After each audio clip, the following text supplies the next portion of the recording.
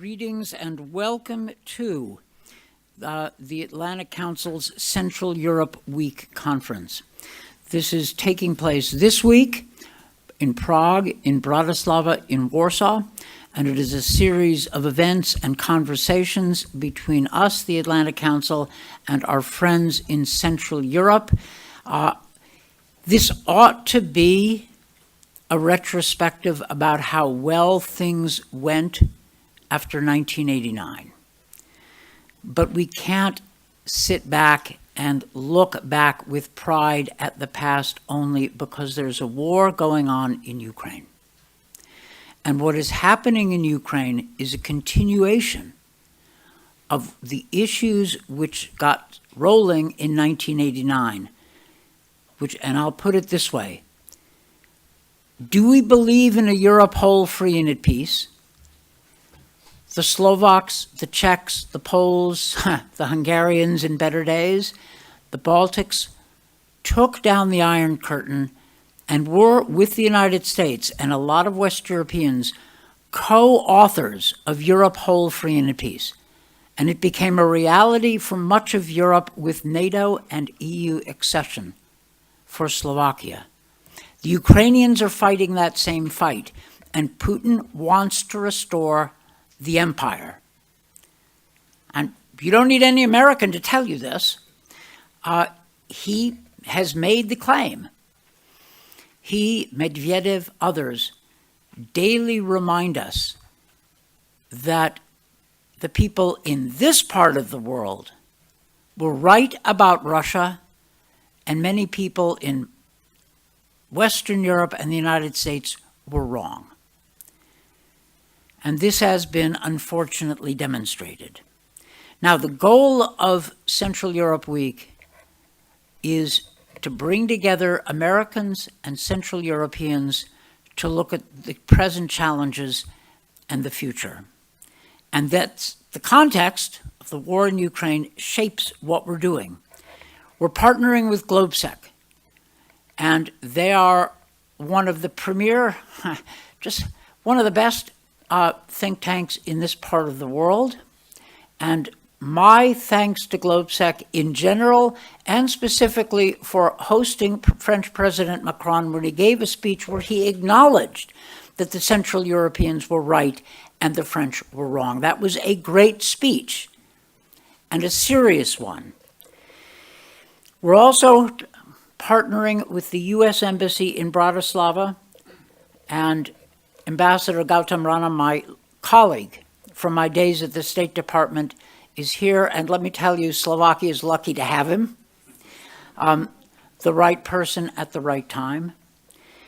The theme of today is economic security and resilience in Central Europe, and the unspoken subtitle is, what are our challenges now that Russia's putting on the pressure?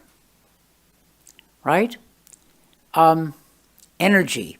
I remember when it was an article of faith in Berlin that Russia would never use energy as a weapon. Right. The Germans are adjusting to the fact that Russia is using energy as a weapon and will continue to. Again, the Poles, Slovaks, Czechs would nod and say, yeah, we told you. And they're right. We have our challenges.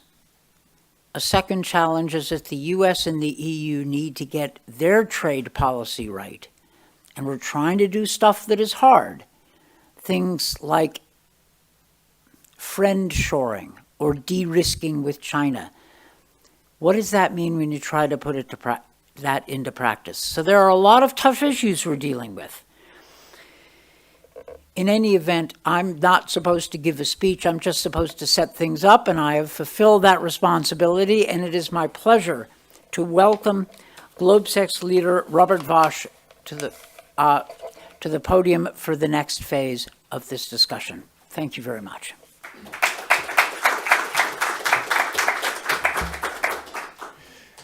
Thank you very much, Dan. And welcome to GlobeSec. It's great to see so many familiar faces from here, but also our US friends.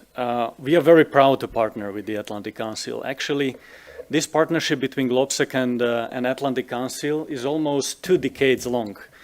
I remember, I'm with GlobeSec almost 2 decades, and I remember when we were establishing GlobeSec as a tiny, small organization that was run by students. We received so much support from the Atlantic Council of the United States, and thanks to that vital partnership we have for 2 decades, we have been able to develop to a true beacon of transatlantic affairs here in Central Europe that we are very proud of. We are also super excited to have Dan with us, because Dan is not only a good friend to GlobeSec, he is a big friend to Central Europe and a great supporter of Central Europe's place in the world and in a transatlantic relationship. Between his courage, his wisdom and his endurance, I think that the enlargement of NATO back then would not be possible. I think the idea Europe whole, free and at peace would not be possible without people like Dan, who championed and went against the winds to make it happen. And it was not easy. It was not easy, and we need more people like Dan Fried. Dan, thank you for being our friend for such a long time.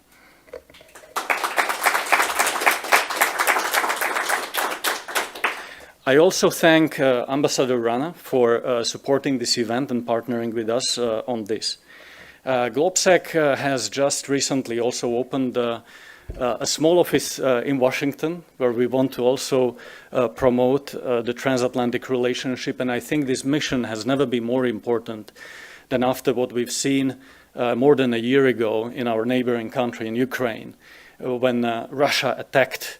It was an unprovoked attack against the neighboring country. So today's discussion the title is Economic Security and Resilience in Central Europe, laying the foundations for transatlantic dynamism. We've been long talking about resilience and economic security, and it seems like a cliche. But this word has gotten a new meaning after 24th of February, because we need to really be resilient, and we need to build our economic foundation on a more secure and resilient basis. Because what Russia did, it was not only an attack on a neighboring country, it was a frontal attack on the very basic principles of European security. And actually what Vladimir Putin said a few weeks ago in his speech, I would consider as a declaration of a war against the rule-based order. Because he said he wants to, his goal is to change the world order. He wants to change it. So what we need to do is to defend, not only to defend the principles of international order, but how we perform in this conflict will affect the future of our institutions and the trust in these institutions and the very basic principles that our world is being founded on. And what we are seeing in Ukraine is just the tip of the iceberg, because there are several front lines of this war. We see the physical front line in Ukraine, and the Ukrainians are paying the highest possible price for what we have taken for granted in the last 2 decades, security, freedom. They are paying with their blood for what we taken for granted. But there are another 3 front lines of the same war. The second front line is inside of our societies, in the information space, where Vladimir Putin is using the information space on in our home countries to politically alter the political leaderships. He is also using another front line, which is energy, against us. And economy is the next front line of the same war that he's trying to combat with us. So to win in Ukraine, paradoxically, we need to win at home. We need to win economically, we need to win against disinformations, and we need to win to be more secure in the energy space. And it is clear that we cannot achieve it alone. We cannot achieve it as individual countries. We cannot achieve it only as Europe. That's why the transatlantic partnership and the transatlantic cooperation has never been more important than now. Because what we do now and how we perform here together will define our security and our freedom and our peace for the next decades. So with that, I'm glad that we have an excellent group here in the audience, but also online. And I'm looking forward for today's discussions. Once again, thank you very much. Ambassador Rama, please, the floor is yours.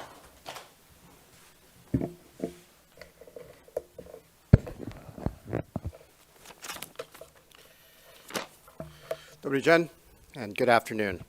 It's a great honor to be here today, and I'd like to begin by extending a warm welcome to everyone here in Bratislava and all those joining us virtually from around the world. Thank you to Ambassador Dan Fried and distinguished colleagues from the Ministry of Foreign and European Affairs and the Ministry of Finance for being here today. Thank you to GlobeSec for hosting us and to the Atlantic Council for bringing us together this week to discuss critical issues facing Central Europe and the broader implications for transatlantic cooperation and global stability. We know that a stable and strong transatlantic alliance matters now more than ever. Let me begin by offering a personal anecdote.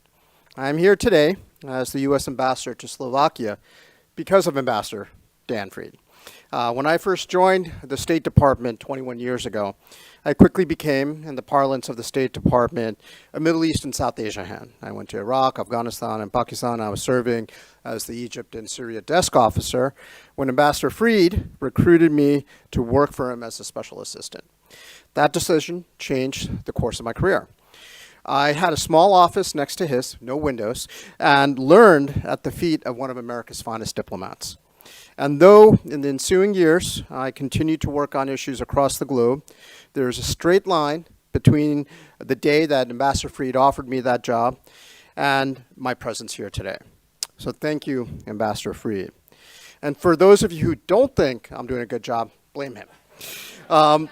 Central Europe finds itself once again on the front lines of global conflict following Russia's unprovoked full-scale invasion of Ukraine. President Biden has made clear the United States' unwavering support for Ukraine in the face of Russia's ongoing war of aggression. Democratic Ukraine stands to fight and defend its people and its future and fulfill its aspiration to join the transatlantic community is emblematic of the principles we all share: democracy, freedom, respect for sovereignty, political independence, and territorial integrity. Our continued support for Ukraine is a testament to the strength of our transatlantic ties, while the ongoing conflict underscores the need for continued unity. Similarly, the United States today supports Israel's right to defend itself against the inhumane brutality of Hamas. As Secretary Blinken noted yesterday, the United States' efforts include the need to significantly expand humanitarian assistance to people in need, prevent the conflict from spreading to other parts of the region, and setting the conditions for durable, sustainable, lasting peace for Israelis and Palestinians. The focus of this important conference is on another critical issue: economic security and resilience in Central Europe. The United States recognizes the vital importance of fostering economic security and resilience in this region as a cornerstone for enhancing the transatlantic relationship. We are committed to supporting the economic development of Central European nations, including, of course, Slovakia. A strong and resilient Central Europe is key to a more secure and prosperous transatlantic community, promoting democratic values, trade, and economic cooperation, all of which are essential for the collective well-being of the United States and our European partners. The U.S.-Slovakia bilateral relationship celebrates its 30th anniversary this year. The deepening of our relationship with Slovakia over the past 3 decades serves as a testament to our shared values and the ties that bind us. Slovakia is not only a trusted NATO ally, but an important economic partner. Our relationship with Slovakia is built on shared values, including a commitment to democratic principles, rule of law, and human rights. As a member of the European Union, Slovakia plays a crucial role in fostering regional security and integration. I am proud of our work to strengthen economic ties between the United States and Slovakia, enhancing the economic security and resilience of Central Europe as a whole. In recent years, the United States and Slovakia have deepened our economic cooperation to advance zero and low-emission energy solutions, and private companies are playing key roles. This extends from support services, such as a company developing cutting-edge drilling technologies to tap into deep geothermal sources, to finished fuel for Slovakia's fleet of nuclear reactors. The recent agreement between Slovakia's nuclear power plant operator, Slovenská elektrárna, and Westinghouse Electric Company to license and supply nuclear fuel assemblies will help diversify Slovakia's nuclear fuel supply. This agreement will contribute to regional stability and energy independence, making it a crucial step towards a resilient and secure energy future. We are also excited about our bilateral civil nuclear cooperation. The Department of State selected and will support Slovakia's proposal to explore converting coal power plants to innovative small modular nuclear reactors as part of the Project Phoenix program. I'm very excited to say that the launch of Project Phoenix is happening this week, and we have high-level support from the Slovak government and from the U.S. government to make this happen. Central Europe's dependence on energy imports has often made it vulnerable to external pressure. Slovakia has admirably diversified its natural gas supply since Russia's full-scale invasion of Ukraine, finding new suppliers, using new routes, and completing its gas interconnector with Poland, which offers a new north-south option and access to additional LNG terminals upon completion. Investments in diverse energy sources, diverse transit routes, and renewable energy are investments in economic and national security. The United States will continue to collaborate with Slovakia and the countries of Central and Eastern Europe to enhance energy independence and security and move the region away from dependence on Russian gas. Central Europe is at the heart of the transatlantic alliance, and the United States is committed to our partners in this region.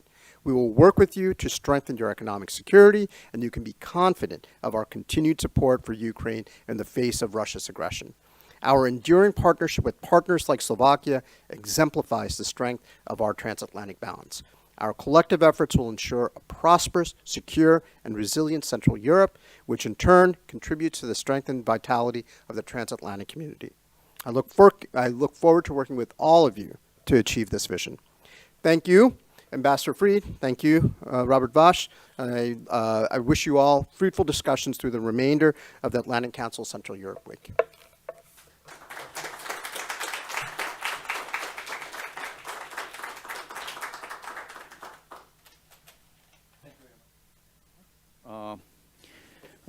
Welcome to the audience that visited us in the premises of the GlobSec, and also to the audience watching us via live stream.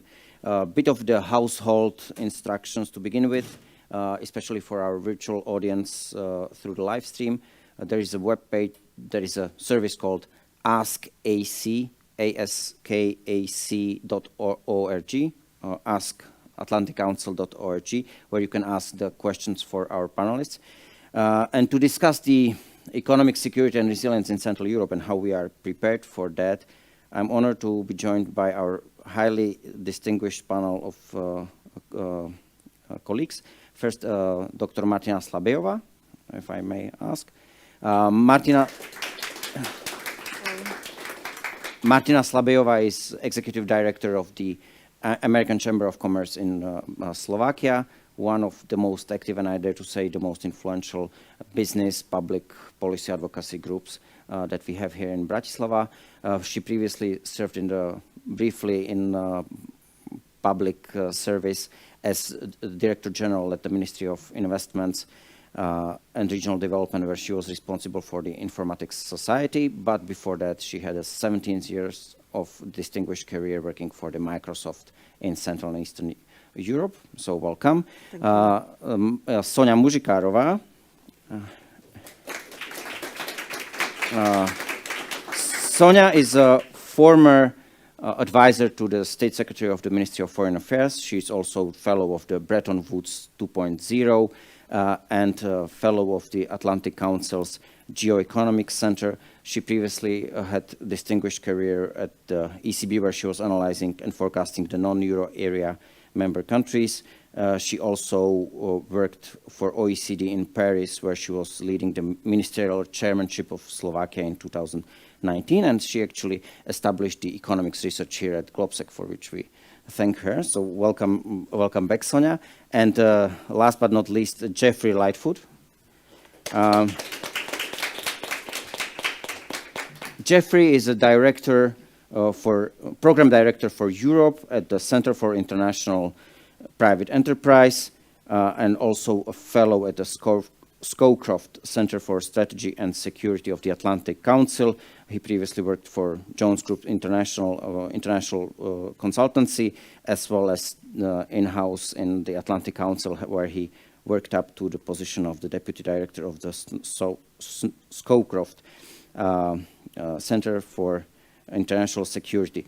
So again, thank you for joining us, and without undue delay, I would like to table the first question, which follows what Ambassadors Fried and Rana have mentioned, weaponization of the energy, something that we have seen. Robert Vash has mentioned that we need to fight this war also domestically, and I dare to say that the most significant shockwave for every single household, at least in Slovakia, didn't come immediately in February 2022.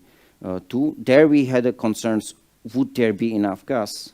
In the summer, August of 22, there was this spike in the prices of gas and subsequently also in the electricity, and all of a sudden, pretty much every single household was concerned about the price of that energy. And then we understood what is being meant by the weaponization of energy. So my question to Sonia and Ms. Slabs and Martina and Jeff would be, what were the impacts of that shockwave of unpreparedness for this weaponization for the households, for the companies, and are we better prepared this time as the winter is coming? Sonia. Well, thank you very much, Vlado, for the introduction, and thank you to both GlobSec and the Atlantic Council for having us. It's a real pleasure to be here. So to your question, I think, and it has been stated already several times, energy security lies at the heart of economic resilience, especially in this region of Central and Eastern Europe, which has boasted an extraordinary dependency, which is also a legacy of its, post-Soviet heritage, on Russian energy commodities. And what has happened is that the invasion has turned something that has been a slow burn policy dossier, an agenda, into a very prominent issue that all of the governments scrambled to respond to with various policies. And the stakes were extremely high for countries like Slovakia in 2022, as you have alluded to, especially on the gas front. I think the EU came together nicely as well on top of national responses with the gas storage recommendations, the reductions in voluntary demand, solidarity arrangements with contingency plannings, things like that.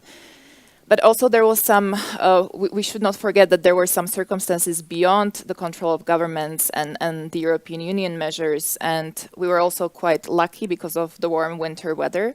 And things like, demand in global markets, the fact that Chinese demand was lower.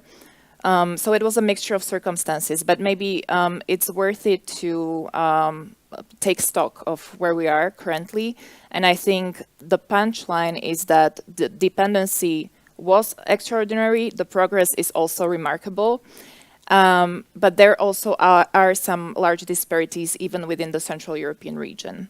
So in general, I would say Poland and Czechia has done a bit more progress in diversification efforts than Slovakia and Hungary has.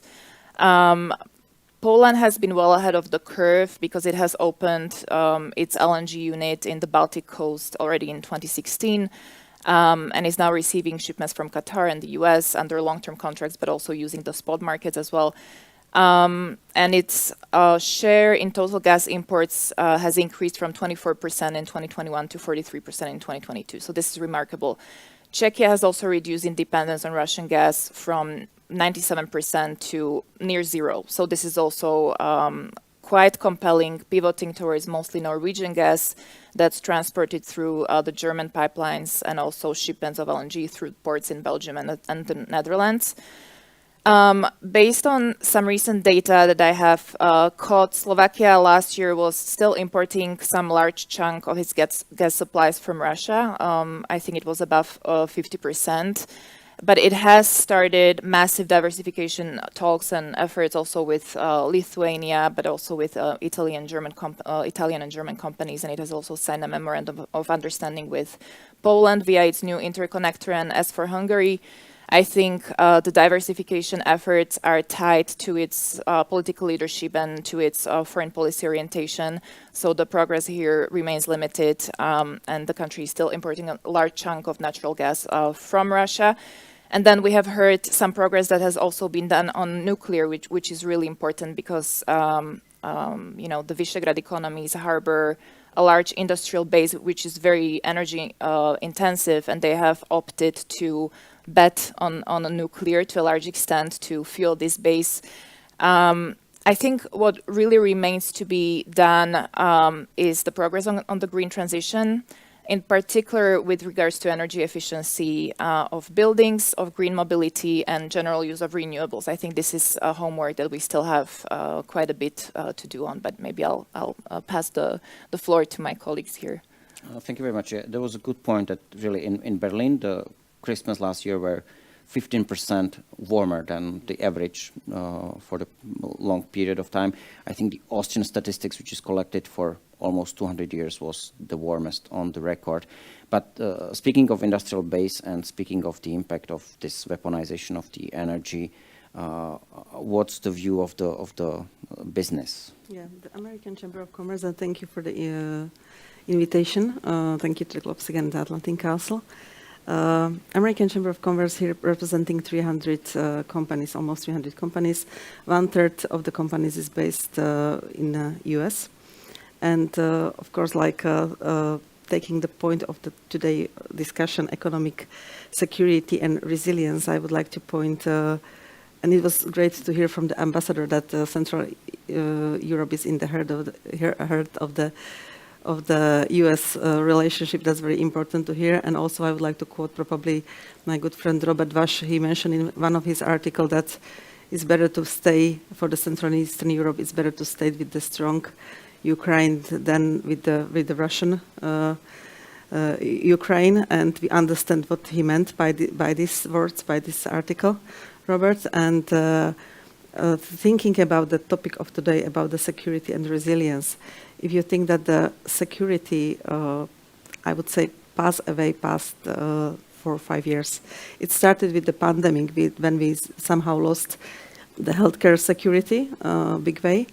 And also it continued with the war, but also it's connected to the other implication related to the economics, inflation locally here, and struggling and disruption of the businesses, not just in Slovakia, but in all region. And plus also it's connected to the climate changes, which was already mentioned, which probably helped us in this winter, but the question is how the situation will be progressed in the future. So all this, I would call it as a loss of the security during the past year for businesses, but for every citizen, for every human, not just in the Central and Eastern Europe, but in all global.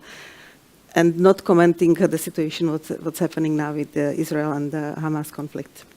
Now, in these aspects, the resilience is absolutely important for all of us. And of course, we can talk about the political type of the resilience, how important it is for us now to stay with the NATO and to be supportive, and how important it is for us now to probably to talk more into the countries in the Black Sea and the Caspian Sea. How important it is to think about the building infrastructure, not just from the east to west, but also from the north to south, and all those aspects. And how important it is for the Europe to have very good and strong relationship with the US in this matter. And here I would like to point on a very important report, which I taking with me. It's very heavy, I have to say, but the topic is heavy. So the Transatlantic Economy 2023, which is produced by the US Chamber of Commerce and American and European Chamber of Commerce. And here I would like to point a few important data. The transatlantic economy is providing the remarkably resilient in the face of the global economic and strategic disruption. The US and Europe remain each other's most important market and geo-economic base. The 7.1 trillion transatlantic economy in 2022 employs 16 million of the people on both sides of the Atlantic. It is the largest and wildest market in the world, accounting for half of the global personal consumption and close to 1/3 of the world GDP in terms of the purchasing power. And those are very important data, I believe. In 2022 was recorded breaking on the multiple fronts. EU, US and Europe trade in goods reached in all-time high 1.2 trillion US dollars. US and Europe goods trade hit a record of 909 billion, more than EU and China goods trade, and 25% higher than US-China goods trades. US companies affiliates in Europe earned an estimated 325 billion, a record high, while European affiliates in the US earned 151 billion, the second highest level ever. US exports of liquefied natural gas to Europe hit their highest level ever. The US accounted more than half of European LNG import, and Europe accounted for more than half of US LNG export to the world. The last data, investment, 64% of the global investment into the US comes from Europe, 61% of the US global investment goes to the Europe. That's the one side of the coin. Of course, like we can later spoke about how the European economies are doing in terms of the businesses compared to the, for example, the particular states of the US, where we are not so good looking into the Europe, but we will have time to talk to it later. Probably what is also interesting about this publication is that you can find how each country of the European Union is doing in terms of the import-exports, not just the goods, but also the services. So it's interesting reading. And I bring some papers here with me, so my colleague Peter Rusiniak, who is now with me in the room, will share with those who will have interest for those data. And publication is free on the web as well. Thank you. Yeah, well, I hope that after the dust settles, we will revisit the topic that we have been discussing before COVID, which is TTIP, the Transatlantic Trade and Investment Partnership. But back to Bratislava, I forgot to mention that Center for International Private Enterprise, its European program is being run from Bratislava, of which we are very honored.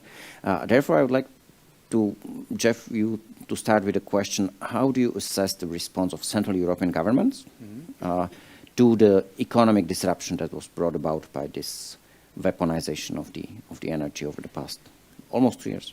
Yeah, no, thanks for the question. We are really honored to be here, and I've got family here, right, so who have got long-standing linkages to GlobeSec, right, going back a long time. So I feel like my world is coming full circle here, being at GlobeSec in Slovakia with friends from DC at an Atlantic Council event.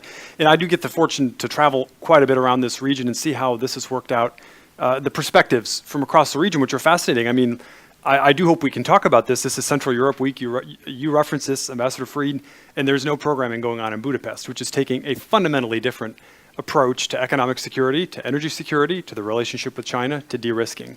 And I remember sitting in Washington in 2014 after the Russians had taken Crimea and having the Lithuanian Minister of Energy come, and they were talking about the Klaipėda LNG terminal, and they were like, we know what Russia looks like. We're going to tell you what they look like. We know from hard experience, we are putting our eggs in the basket of energy security and independence. We're going to get our gas from LNG. We're going to have leverage with the Russians. So we're not taking this risk again. And the Poles have been talking about LNG terminals, right? Svianutze, if I'm probably butchering the pronunciation of that. But they had started to take proactive measures. They, of course, had coastline, which different when you're a landlocked country. And when I was at General Jones at the Atlantic Council trying to get the 3 Cs initiative concept going, and we would go meet with the Obama administration, and they were like, that sounds like a big abstract concept. What we're really focused on is energy interconnectors between some of these Central European countries, from Slovakia to Ukraine. It's that kind of hard, patient diplomatic work that you both do every day to get the sort of resiliency to be able to de-risk, right? They weren't talking about decoupling, but to not allow the Russians to necessarily hold the continent hostage as they had done in previous gas crises. And so that's just that kind of blocking and tackling where you saw some countries that recognized the risk of this long before, others that were comfortable to just sort of let the situation play out. And I'd point to the Germans here. I remember being in conversations with high-level German officials, and they would say, it's unfathomable that we could live without Russian gas, but what would our industry do? And what would we do without Nord Stream, right? And Then I was just with some of those high-level same German officials this year, and they were kind of spiking the football, to use an American term, about how they managed to get through this transition.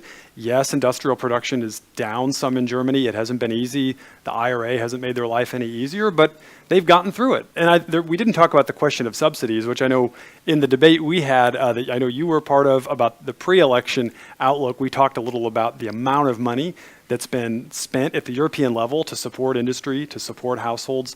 So I think it will be interesting to reconvene here at Central Europe Week 2025, 2026, and see how the public coffers look and how we've gotten through this. But I'm generally impressed, but I'm most impressed with those countries that started to take the difficult steps a few years ago, that find themselves in a much better position than today. Very good observation, but basically, Sonia has started with that point about Poland moving quick enough.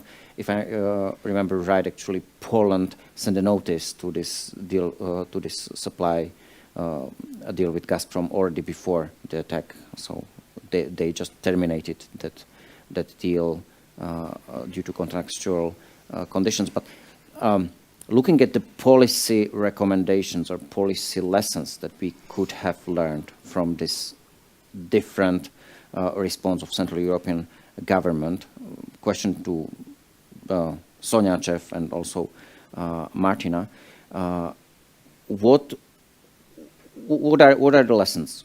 How with the benefit of hindsight, how could we advise the upcoming governments to approach the whole topic of the energy security or economic resilience in this changed world, which will be, even after the war will end, there will be again the pressure, and there is already now the political pressure. The Ambassadorial has mentioned that we successfully diversify also in nuclear fuel to Westinghouse, but nevertheless the political forces are there that will be pushing us towards cheap stuff from the East. Sonia, if you want to start on that. Policy lessons or recommendations. Yeah, well, I think the leading lesson from, and you have alluded to it in relation to Poland and perhaps also the Baltic states, the leading lesson is here that it pays off to be preemptive. So to think ahead, to have a long-term strategy, to have milestones and follow them before basically a shock like Russian invasion has hit. It has been said, no one expected that, well, not no one, but many Western economies wouldn't believe that Russian energy commodities would be weaponized towards the West to the extent that they have. And yet it happened. So I think just thinking long-term in terms of both physical security and economic security pays off. And I think we have seen it. It's been a case in point. And we have to approach economic policy planning in a more strategic way in general. And that goes for Central Europe. And I think that goes for Europe in general, and we see signs of this in terms of, de-risking strategies, the strategic sovereignty of the European Union, the CHIPS Act, things like this. We see it already happening, but I think the issue is these are highly divisive issues in, a union like the European Union when you have 27 members and you have basically national sovereign accounts of how these various policy dossiers should look like. So it's a bit tougher in terms of reaching consensus and converging on the timelines. Mm-hmm. Jeff, the policy recommendations based on what we have. Yeah, I would say hope is not a strategy. So wishful thinking is not going to cut it. And I think there was a lot of wishful thinking, right? You follow the whole region. Yeah. So why has been it's always perceived that the Hungarians Poles are this close strategic allies, at least until the recent elections in Poland. Why have been their strategies with regards to this energy security so divergent? And what we can learn from that. And I do want to come back to your first question. I wouldn't posit myself as an energy security expert, but of course they have different geography, right? So Poland's got a nice big coastline to build LNG terminals. If you talk we've got partners in Hungary who are, I would say, independent from the government, right? Not there to toe the line. And they'll say, look, this is very difficult. Our refineries are fitted out for crude oil that comes through pipelines from the Urals. So that takes time. You can't make those switches very, very quickly. But there's also clearly a very conscious political choice. It benefits industry, right? The cheap energy from Russia worked really well for a lot of countries for a long time. So there's a conscious economic choice, and there's clearly a conscious political choice from the Hungarians to stay close to the Russians. I'm not sure I fully understand their strategy because it seems to be getting more and more, turning more and more towards autocratic regimes every day if you follow the accounts of the people around Orban. But back to your earlier point, so hope is not a strategy. Businesses need data. This is one of the experience we find on all these economic security questions. We're all flying blind. So when we have conversations with business associations and chambers in Central and Eastern Europe, which we're trying to facilitate business discussions on these issues, they say, where's the data? Is investment screening going to destroy the FDI climate here in Central Europe, which is, FDI is fundamental for these countries, right? We don't actually know because the investment screening mechanisms are 2 and 3 years old. Then we had COVID, right? Then we have the energy price spike. Then we have IRA. So how do you disaggregate those data points and know? So business associations and chambers are flying in the blind. They're kind of blind on this. That's the first thing. Know your vulnerabilities, know your weaknesses, and have the best data that you can get. And I think this is where I see my colleague Maciej Szymalczyk out here from the Central European Institute for Asian Studies trying to map out the indirect demand exposure risks. The Slovak trade with China is not the only story. It's also Slovak value chains through Germany that then go to China. So there's actually more exposure in Slovakia and Czech Republic to China than we really realize. So have that kind of data, be aware of the points of risk, and then have some sort of trusted public-private dialogue on this where government's willing to share some of the information that they have about the risks and the vulnerabilities, and business can talk to government in a way that they trust that all their vulnerabilities aren't going to be spilled out into the open for competitors to take advantage of. These are the three things that we see are necessary for there to be some sort of productive business partnership with government on the economic security agenda. I think there's a lot of lessons there that can be learned from the energy side, but probably also in other contexts as well. Martina, the AmCham was one of those important stakeholders in negotiations about all these corrective or rectifying measures during the energy crisis. So what would be the policy recommendation or lesson from these past 2 years when it comes to the energy security and resilience from the view of the business? Again, like I will not comment just the energy resilience and security. I will take it more global. And I will point to the Slovakia situation. We are in the European Union, and there is a lot of legislation and regulation which we need to adapt. Somehow, Slovakia is successful to make it probably more complicated than it's necessary. One of the example is the direct investment legislation. While in the Czech Republic, this legislation has 30 pages. In Slovakia, it has 80 pages, and somehow it's a complicated way how to adapt those policies, and somehow we need to firstly here in Slovakia to find a way how to simplify those processes, how to become the more flexible, and how to work with the data. That's very important point which Jeff mentioned, and the role of the AmCham in all of this is to make the predictable environment for our businesses, and it was not the situation of the past 3 years, to be honest, and during our pre-political discussion, we had very, very open discussion with the representative of all democratic political parties to really make sure that whoever from those is happening in government, to build a government, then we have the possibility to discuss and to come back to the table and to discuss this predictability of the businesses. And one of those points is also the energy security and resilience, for sure, because it's a huge part of the piece of the daily work which our businesses need to face, taking into consideration the pricing, etc., regulation, and the building other alternative source of the energies, which we know, and Sonia mentioned it, on which level it is right now. Just little sub-question. What's your assessment, looking into the nearest future from the viewpoint of businesses? How well is Slovak public sector leadership aware of importance of these two topics? Actually, I don't know yet, to be honest, but I believe that the government is in the position very short time, so it's very difficult to be waiting all for the manifesto of the government. Of course, we try to somehow work with the current government to get the messaging into the manifesto of the government to make sure that all those important topics which were discussed before election will be the part of the action plans, and then also to implementation of those important goals.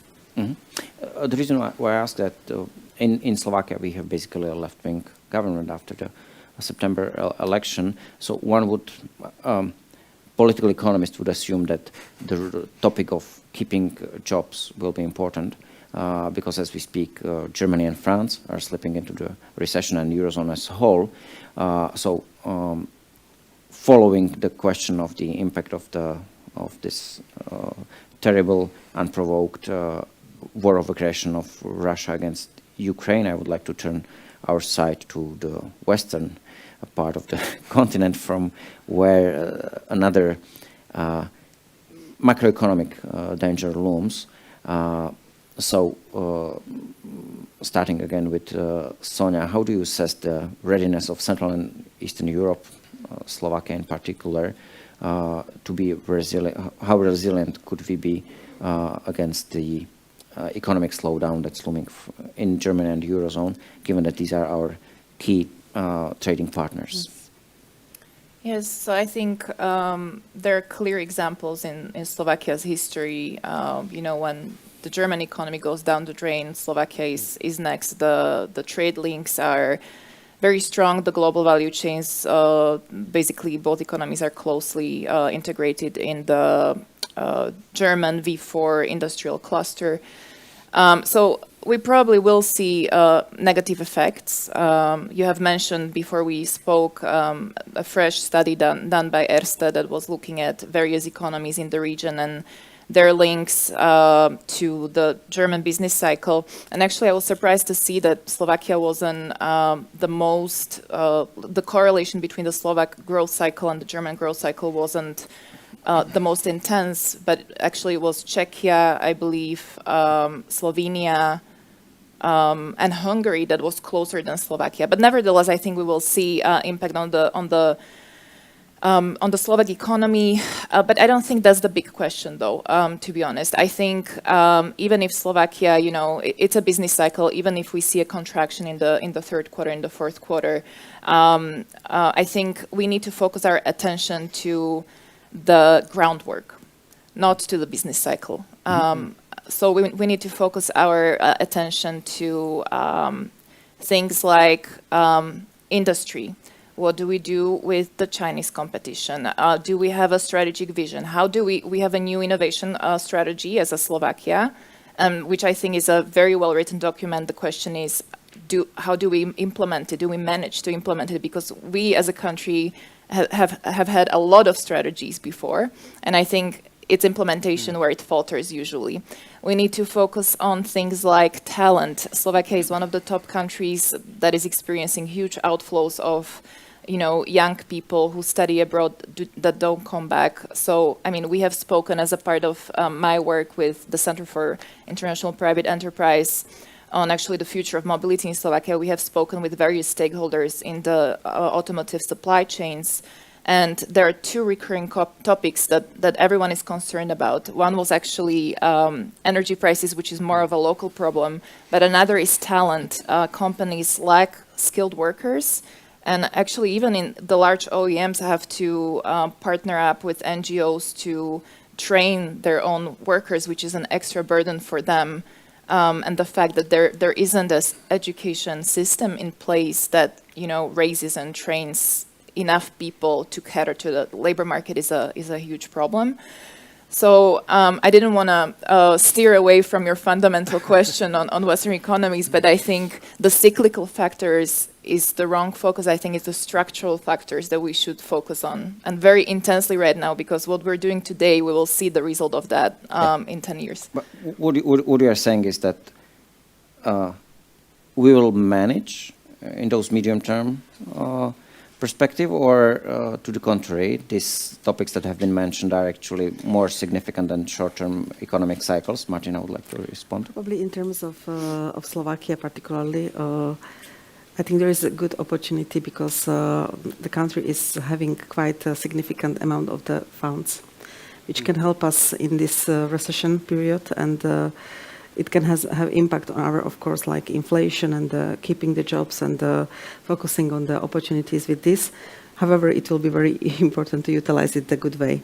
I remember my days in the government where I was responsible for 600 millions which were dedicated to the informatics. We were not very successful with the implementing of those money and placing them into the projects. Unfortunately, in 2023, I still find out that some of those projects are still not implemented. And the people were asking me, like, if I can help, and I was terrified that, oh my God, it's still not, you know, like finalized. It's 23, and I was already in the 2 different jobs from that time, so I was quite shocked. Yeah, and then looking into nowadays opportunity, I think it is our responsibility to make sure that we are utilizing this 13 millions from the new programming period, and billions, yeah, and 6 billions from the plan of the recovery and resilience the right way. And again, like, we are not starting from the scratch. There is a lot of things done already, because those both financial programs were approved by the European Union, so it's clearly stated what we should do through this money. So now it will be very important implementation of those things. And to make sure that in terms of the regulation, again, we are not stopping ourselves as a country, and we are utilizing it. Compare it to the Poland or Hungary, even they do not have the green light from Europe and Brussels on the plan of the resilience and recovery, they are building. They are continue. So what is the plan B for them? That's my question. Like, if the Brussels is not approving those funds for them, are they continue and they're using their local money, or they ask someone from east part of the world for helping them financially? If I may answer to your question, we switched the roles for a while. And speaking of security and resilience, speaking of economic resilience, actually Slovakia is the only of the V4 countries that avoided recession this year. That answers your question. Part of the answer is investments this year. Even though we do see a slowdown in economic growth, just a week ago, we held here the press conference together with the Vienna Institute for Economic Studies, discussing the outlook for the next year. And here I want to point to what Martina has mentioned. One crucial assumption for Slovakia to maintain the resilience in terms of the growth for the upcoming years is effective drawing of the both recovery and resilience plan and the EU funds, which can make a difference. But again, we speak about few percentage points above or below the black zero. Before I touch to other important topics that Sonia has already mentioned, Jeff, your assessment of the resilience of Slovak economy compared to the others in the region, and maybe I'll start also your assessment of these fundamentals being ready or providing the basis for the resilience, namely the labor market. I would consider the personal substrate as the most important prerequisite for sustainable growth, especially in non-manufacturing and higher value-added industries. In the public-private dialogues that we facilitate all across the region, labor and talent is one of the top issues we hear from business everywhere. We did these fascinating public-private dialogues all across Hungary with entrepreneurs, and like every single one of them wanted to talk about the lack of workforce. And in fact, what's interesting about Hungary, I actually think it's the most interesting country in the European Union today. Well, that's not a normative statement, that's just a fact, because they are really zigging when others are zagging, so to speak. And they're putting a lot of money and effort into getting foreign direct investment. They don't really necessarily have enough people for that. So with the Chinese cattle battery factory that they're very, very proud of, they're going to have to bring in imported labor for these kinds of things. And how that plays out in terms of the government that's the most vocally anti-illegal immigration in the EU is actually one that's having to bring in tens of thousands of workers from outside Europe to fill those jobs. So this is a problem we see everywhere. As someone who went through the immigration process here, even though I'm married to a Slovak, it wasn't easy and it wasn't fun.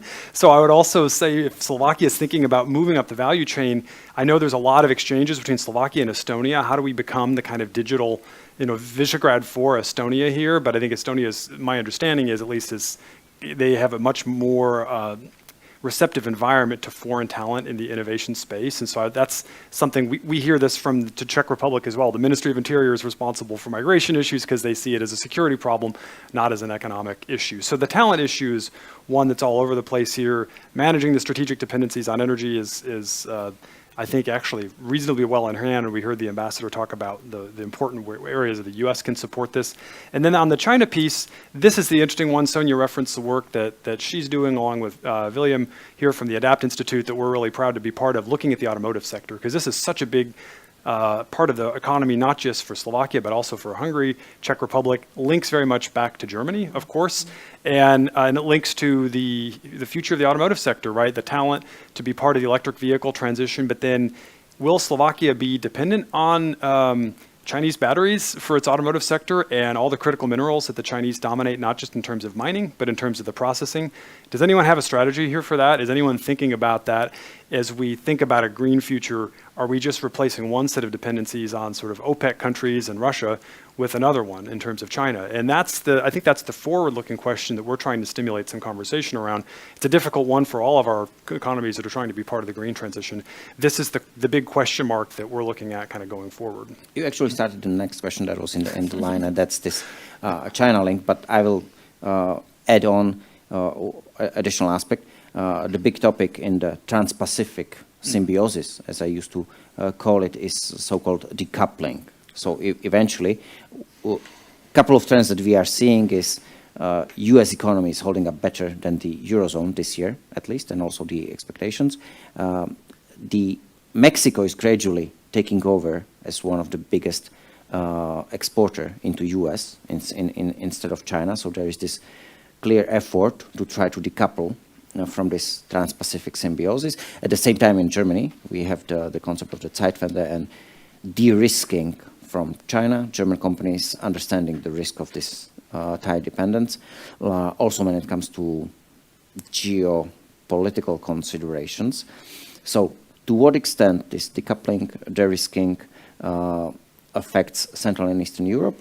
Will Central and Eastern Europe be able to afford that? And then the subsequent question, we can answer that all together, is we are sitting in Detroit of Europe, let's be frank. Sonia can give us the statistics on the share of the car exports and car manufacturing on total Slovak economy and industrial production. There is the fifth car manufacturer in construction in Eastern Slovakia. As we speak, luckily that's electric vehicle cars, but at the same time, Jeff has mentioned, Chinese are coming with their own electric vehicle manufacturing facility just across the Danube. So how well equipped are the countries of Central and Eastern Europe for this geostrategic shifts concerning the East? Yes, so I think one remarkable milestone is the German First China strategy, which I think is the very first in its history. So, I mean, that is just the case in point of this kind of decoupling efforts. And we have seen it also in the region. Czechia has recently published its revised export strategy, where, you know, it also conjugates this decoupling kind of discourse as a part of it. As for Slovakia, I'm not sure we have any strategic document of that kind, but I think it might be coming at some point.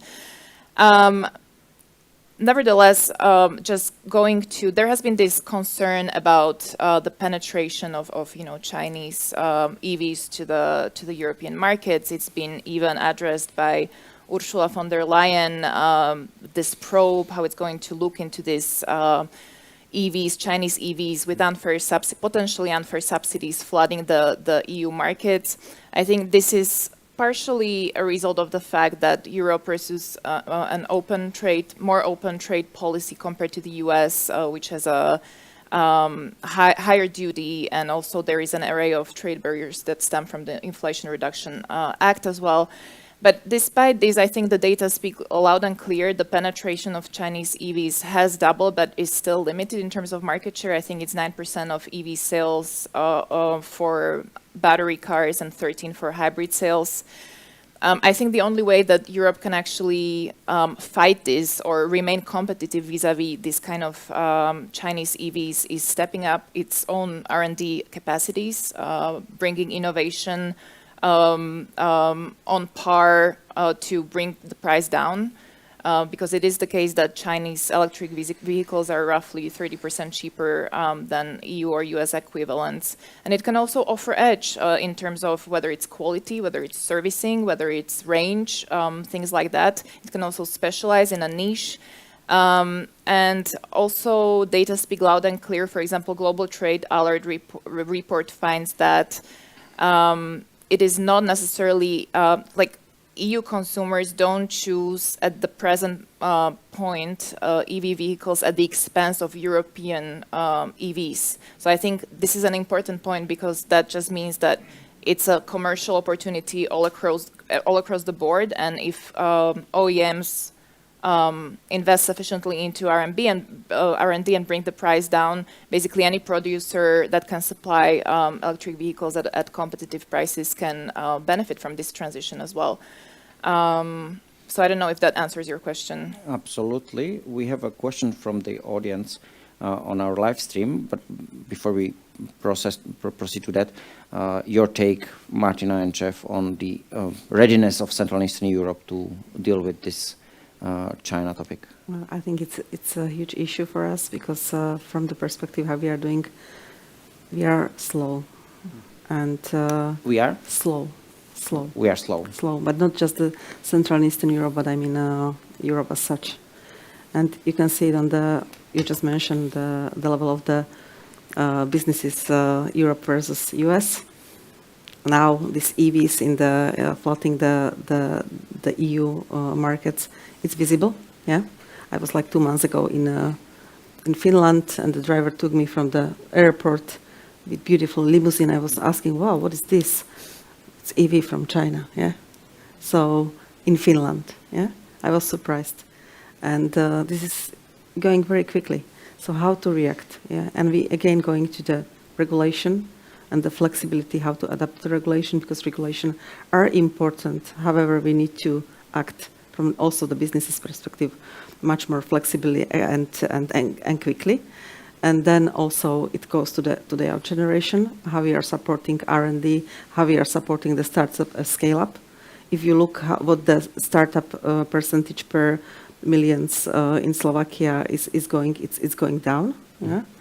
It's going down in the Slovakia. It's going down in the Eastern Slovakia. So the startups in our geo are not growing; they are shrinking.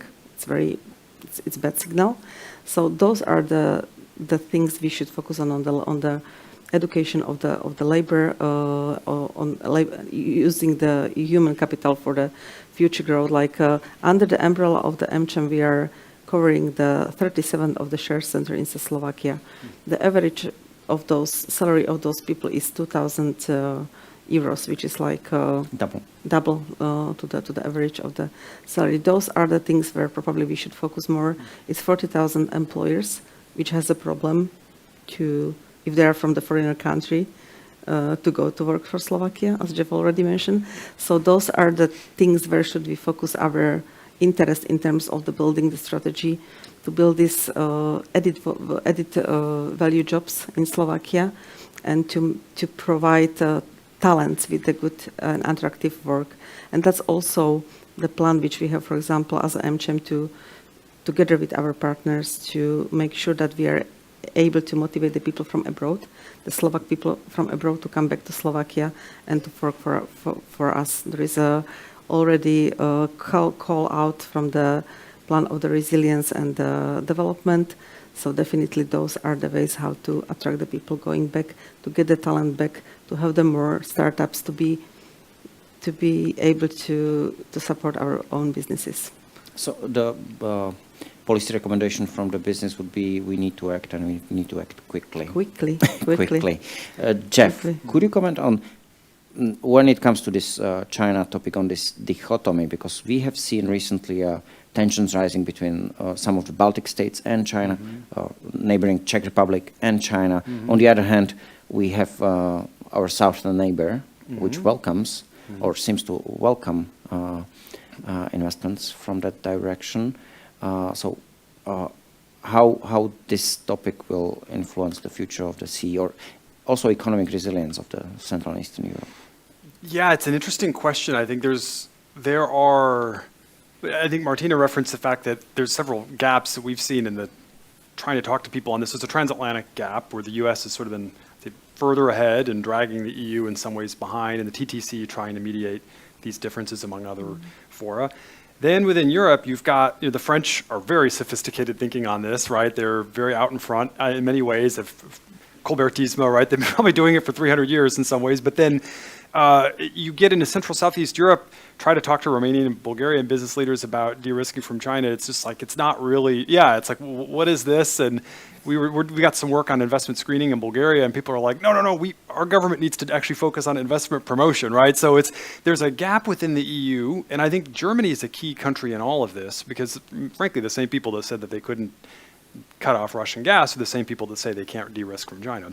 But not saying that's easy, I'm not being flippant, but it's kind of true. And what's interesting, I find is missing in Central Europe is some sort of conversation, because you talk to people here about geoeconomic risk, and I described that set of indirect demand exposure that runs through Germany to China, right? So a first product is made in part of the German supply chain, and if the Chinese decide they want to punish the Czech Republic because President Pavel, has a phone call with the Taiwanese president, they can punish not just direct Czech products to China, but they can punish Czech products that run through Germany to China. And if you try to talk to the Germans about this, they say, this is kind of not our problem, right? That's their problem. And you talk to business leaders here, and they say, well, Volkswagen's a big foreign investor here. What am I supposed to do about that? The Slovak may run that plant, but that's a German decision, right? German corporate headquarters take that decision. So there seems to be, in the same way that Germany was like a framework nation within NATO, right? It borders a lot of countries, and so there was an effort to link it into its neighbors from a defense industrial perspective.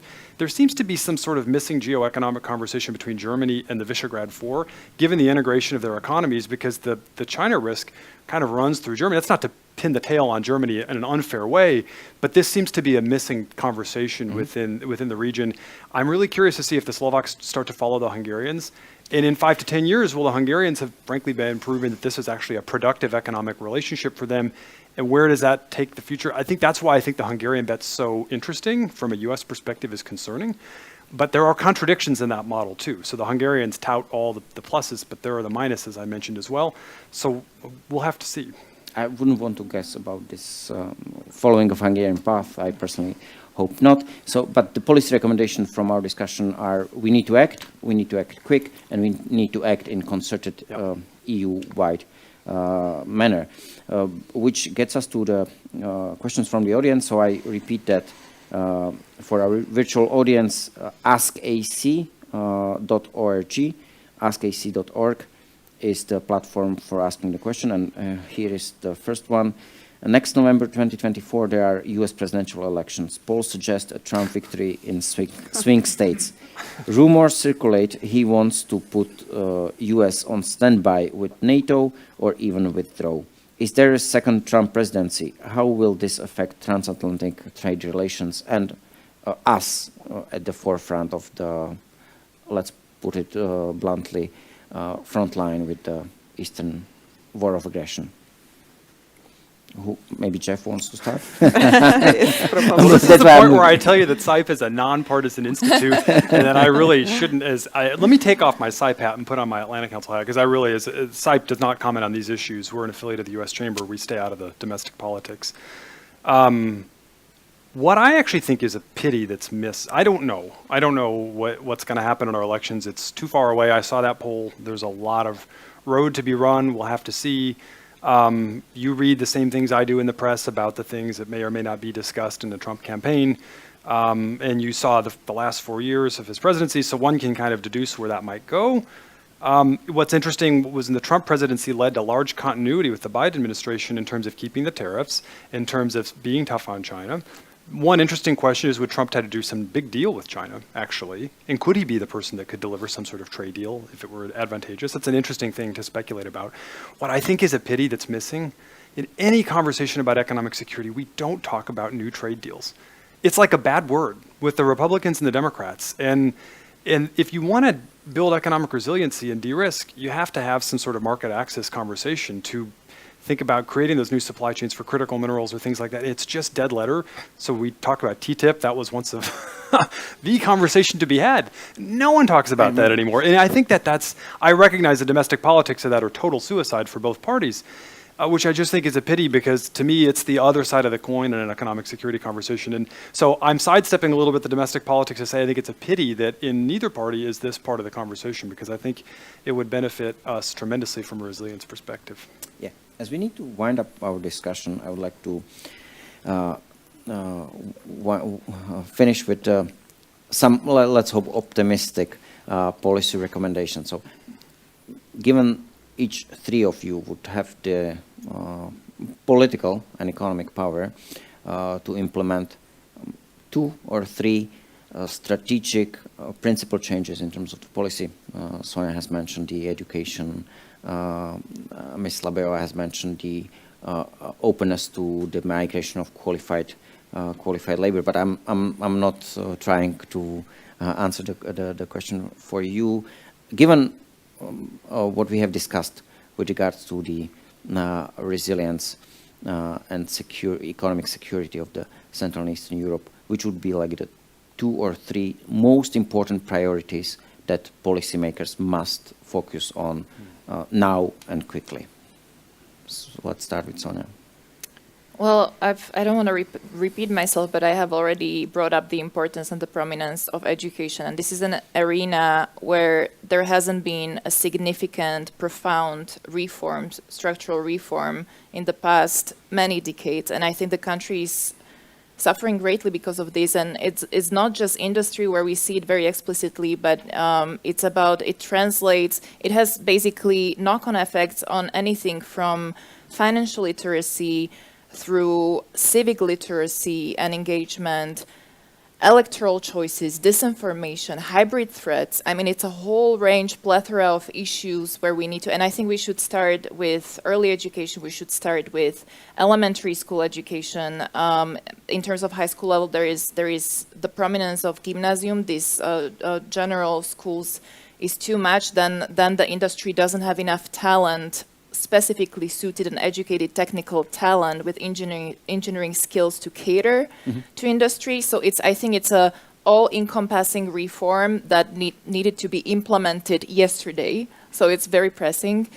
I think this is worth repeating ever and ever again. That's my assessment. And it's almost like a cliche because we never see any tangible, results. But it's super important. On that, I think it fits. There's a Slovak proverb: "Repetition is the mother of wisdom," and we need to repeat. Education is the priority. Martina, would you like to add? Just a joke. When I visited once Ministry of Education with my daughter, she was asking, "Is it Ministry of Magic from the Harry Potter?" So probably it would help. Yeah? Because of the spider webs. So the priority to build a data society definitely, and to simplify the administration and probably to make it a little bit smaller would help. Which is recommendation regarding the fiscal consolidation. Yes, and then cut the debt weight. Yeah, and then definitely to support the providing the funds directly to the SMB businesses. And the third recommendation would be to support the region with those finances and to give them the power, financial, and probably the legislative to do the things in the region to support the region. Mm-hmm. Thank you, Jeff. Your 2 most pressing recommendations from an economic security perspective. I think it would be interesting for the government to to really try to work with businesses through its chambers to educate business on the risks, the real risks that are out there and the dependencies. Because if you look at the geopolitical situation today, it just feels like it's crisis after crisis after crisis, including things that we ruled out. And God forbid there is some sort of crisis in East Asia. Map out, do the stress tests that the Germans thought they were going to do. Remember in the China strategy, they didn't want to do the stress tests for their industry. Could you do something like that discreetly here behind closed doors and share that data, to start to share data and have some sort of exchange to educate business and find out what their concerns and their fears are? I think that would be one thing. And then try to integrate that a little bit more into the wider Visegrad region, because I don't think you can have these siloed conversations. So those would be my priorities on the economic security front. That was Jeffrey Lightfoot, Martina Slabejová, and Sonia Muzikářová. Please join me in thanking them for this. very insightful conversation. Thank you very much. It was my pleasure. Thank you, Ambassador Rana, Ambassador Fried, for joining us today. And let's proceed with next steps of your agenda, as I'm being alerted that we need to be sharp on time. We need to be German today. Thank you very much. Thank you.